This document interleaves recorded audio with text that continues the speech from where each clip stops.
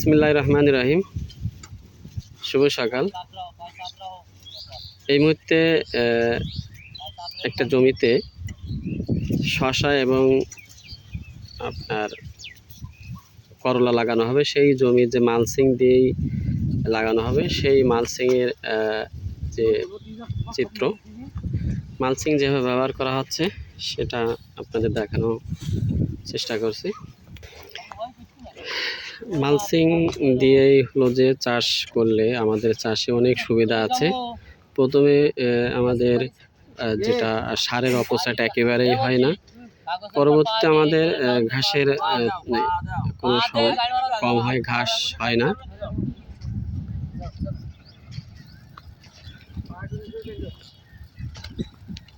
দেখেন মালচিং বিছানো হচ্ছে।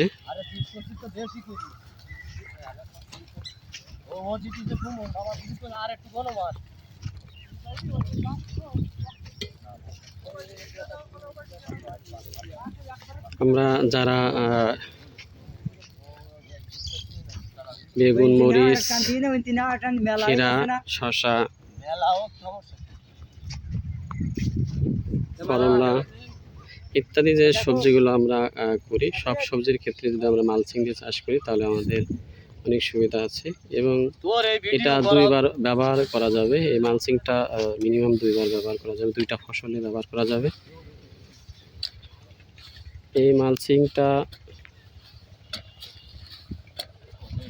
3 ফুটের হলো যে মালচিং, 3 ফুটের মালচিং, দুই পাশেই হলো যে চারা লাগানো হবে।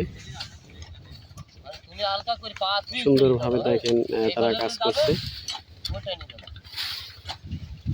মালচিং ব্যবহার বিছাতে গেলে আসলে যারা এটা দক্ষ তাদের ছাড়া এটা সম্ভব হয় না, কারণ এটা যদি জানা না থাকে তাহলে এটা দিয়ে তারা কাজ করতে পারে না।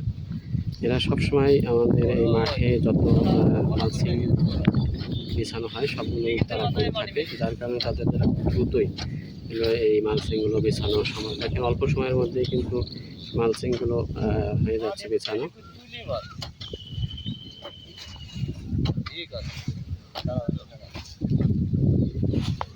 আসলে প্রযুক্তি এখন অনেকটা উন্নত এবং চাষিরা মধ্যেও প্রযুক্তি ব্যবহারের যে আগ্রহটা অনেক বেড়েছে, যার কারণেই কিন্তু আজকে মালচিং পেপার কিনে তারা ফসল চাষ করে যাচ্ছে।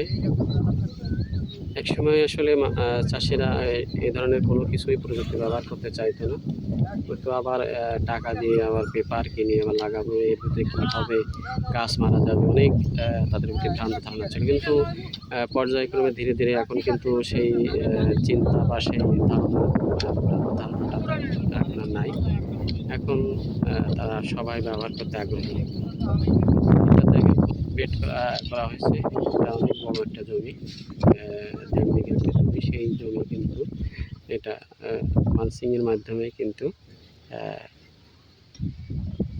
ফসল চাষ করার জন্য রেডি করা হচ্ছে। আমরা আপনাদেরকে এই যে মালচিং পেপার দিয়ে যে ক্ষীরা এবং হলো যে করলা লাগানো হবে, এই ক্ষেতের চিত্র আমরা বিভিন্ন সময় আপনাদেরকে দেখাবো। সঙ্গে থাকবেন। ধন্যবাদ সবাইকে। আল্লাহ হাফেজ।